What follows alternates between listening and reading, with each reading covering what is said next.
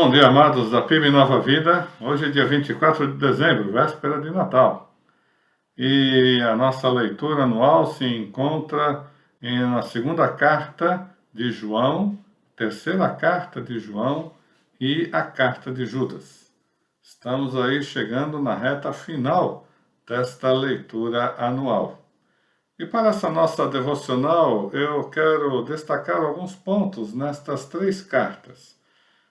Segundo João, por exemplo, ele começa falando da sua alegria por ter encontrado dentre os filhos da Senhora eleita, a quem ele direciona esta carta, os que andam na verdade, aqueles que estavam firmes na fé em Jesus Cristo. E, de fato, amados, é uma alegria muito grande para nós, por exemplo, para nós pastores, quando vemos os filhos dos filhos, daqueles que nós evangelizamos, daqueles que nós cuidamos, continuarem no legado dos seus pais, continuando na fé em que eles foram instruídos. Isso traz para nós uma alegria muito grande, como o apóstolo João, ele relata aqui nessa sua carta. E como não poderia ser diferente, João, ele fala sobre o amor. Por isso ele é chamado do apóstolo do amor. E ao falar sobre o amor nessa carta, ele diz algo bem interessante. Veja aí no versículo 6. E o amor é este, que andemos segundo os seus mandamentos. Este mandamento, como ouvistes desde o princípio, é que andeis neste amor. Ele define aí o amor como sendo obediência aos mandamentos de Deus. Jesus Cristo, certa ocasião, disse àqueles que o seguiam: aquele que tem os meus mandamentos e o guarda, esses são aqueles que verdadeiramente me amam. Amar a Deus é obedecer os seus mandamentos, é procurar andar segundo os princípios que ele revelou na sua palavra, a Bíblia Sagrada. Mais adiante, lá no versículo 9, assim como o apóstolo Paulo, assim como o apóstolo Pedro, como já vimos nessas nossas devocionais, João fala sobre o perigo mortal dos falsos mestres e das falsas doutrinas, dos falsos ensinamentos. Veja o que ele diz no versículo 9 até o versículo 11. Todo aquele que ultrapassa a doutrina de Cristo e nela não permanece, não tem Deus. O que permanece na doutrina, esse tem tanto o Pai como o Filho. Se alguém vem convosco e não traz esta doutrina, não o recebais em casa, nem lhe deis as boas-vindas, porquanto aquele que lhes dá boas-vindas faz-se cúmplice das suas obras más. Essa questão de receber em casa aqui tinha uma conotação cultural um pouco diferente dos nossos dias, mas fica aqui sim a orientação. Se alguma pessoa vem na nossa casa trazendo uma outra doutrina, procurando nos convencer de que nós estamos errados em seguir Jesus Cristo, em seguir aquilo que a Bíblia diz, essa pessoa não deve ser nem recebida em casa.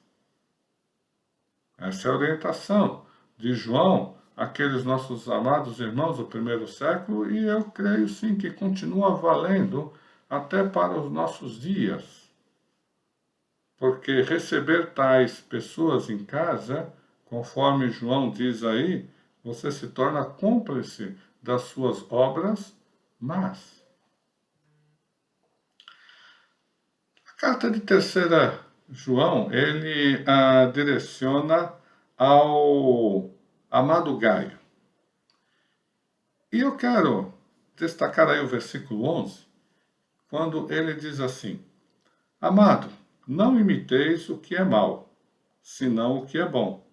Aquele que pratica o bem procede de Deus. Aquele que pratica o mal jamais viu a Deus.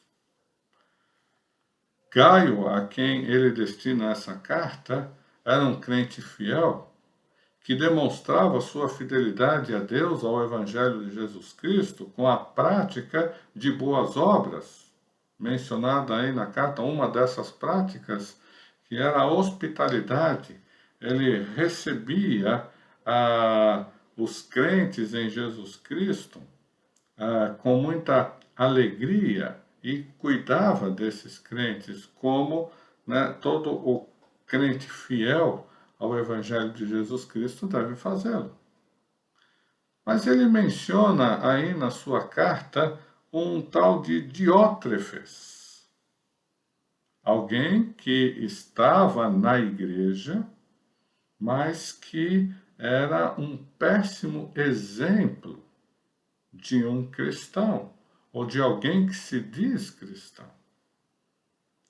Ele, Diótrefes, pelas suas práticas, provava que, na verdade, ele não havia entendido a mensagem de Jesus Cristo e que não o seguia como Senhor e Salvador da sua vida. Fica, então, aqui para nós, amados,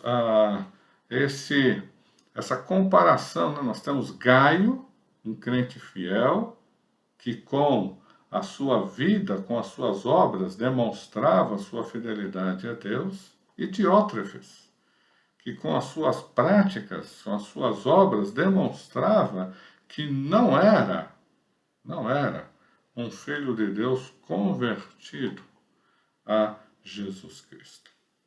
Bem, para encerrar essa nossa devocional, essa nossa conversa, vamos à carta de Judas. E eu quero destacar o versículo 3 e 4, porque Judas declara aí o propósito desta sua carta. Amados, quando empregava toda a diligência em escrever-vos acerca da nossa comum salvação, foi que me senti obrigado a corresponder-me convosco, exortando-vos a batalhardes diligentemente pela fé que uma vez por todas foi entregue aos santos. Pois, ou porque, certos indivíduos se introduziram com dissimulação, os quais, desde muito, foram antecipadamente pronunciados para esta condenação. Homens ímpios que transformam em libertinagem a graça de nosso Deus e negam o nosso único soberano e Senhor Jesus Cristo. Como Paulo, como Pedro, como João, agora Judas também nos fala sobre o perigo dos falsos ensinos, daquelas pessoas que trazem uma falsa doutrina. Uma falsa doutrina numa roupagem de amor, de liberdade, de que tudo é lícito.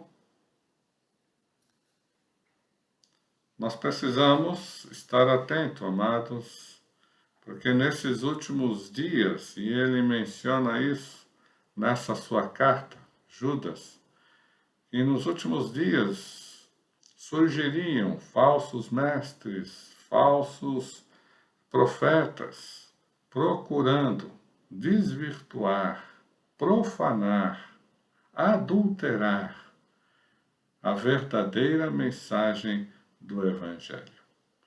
E Judas menciona aí vários tipos de punições empregadas por Deus àqueles que desobedeceram aos mandamentos de Deus, aos propósitos e princípios de Deus.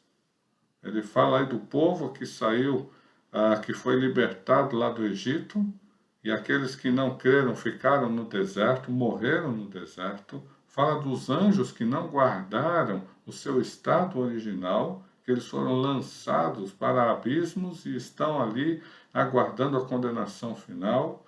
Ele fala de Sodoma e Gomorra, ele menciona vários fatos históricos do Antigo Testamento, onde a punição foi empregada por Deus. E assim ele diz que estes que tais coisas fazem, eles estão já reservados para este dia da condenação. É com muita tristeza que nós vemos pessoas que falam contra o Evangelho, que não aceitam, que deturpam. Algumas dessas que estão ainda num meio que eu chamo de eclesiástico, né? No meio da igreja. É muito triste, mas a palavra de Deus, ela nos deixa esse alerta. Devemos tomar cuidado com isso, porque senão nós podemos, né, ser cúmplices de tais pessoas. E eu quero encerrar com a doxologia de Judas, que é muito bonita e traz um alento, né, e uma segurança à nossa alma fantástica. Ele diz assim, versículo 24 e 25. Ora, há aquele que é poderoso para vos guardar de tropeços e para vos apresentar com exultação, imaculados diante da sua glória. Ao único Deus, nosso Salvador, mediante Jesus Cristo, Senhor nosso, glória, majestade, império e soberania antes de todas as eras e agora e por todos os séculos. Amém. Que Deus nos dê um excelente dia na sua presença.